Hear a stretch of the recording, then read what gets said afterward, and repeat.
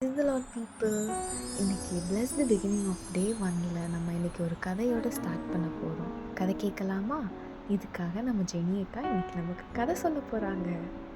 ஒரு தோட்டத்தில் தென்னங்கன்று பக்கத்தில் வாழைக்கன்று ஒன்று நடப்பட்டுச்சான். அந்த வாழைக்கன்று வந்து தென்னங்கன்றை பார்த்து கேட்டுச்சான், நீ எத்தனை வருஷமாக இங்கே இருக்க? உன்னை விட கொஞ்சம் தான் நீ ஹைட்டாக இருக்க. ஒருவேளை இப்போ தான் வந்து அவனை விவசாயம் வந்து நட்டுட்டு போனாங்களா அப்படின்னு சொல்லிட்டு கேட்டுச்சான்.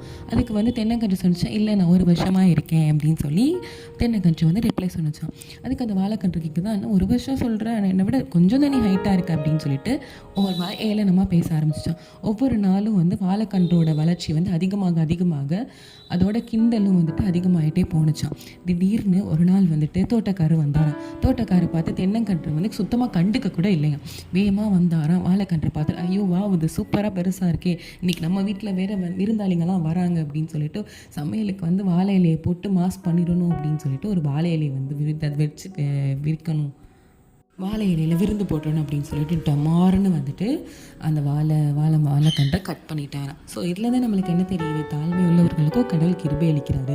ஏசப்பா அந்த உலகத்தில் வரும்போது தாழ்மையின் ரூபம் எடுத்து தான் வந்தார். பெரிய பெரிய ஊரில் அவர் பிறக்கல. எந்த ஊரில் பிறந்தானே, இருக்கிறதுலே எது சின்ன ஊரோ அந்த ஊரை செலக்ட் பண்ணி பெத்லகேம் அப்படிங்கிற ஊரில் வந்து அவர் பிறந்தாராம். ஸோ நம்மள என்ன பண்ணணும், மற்றவங்க கிட்ட தாழ்மையாக நடந்துக்கணும், மற்றவங்க கிட்ட தாழ்மையாக இருக்கணும்.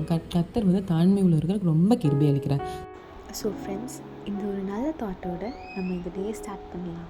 தேங்க்யூ.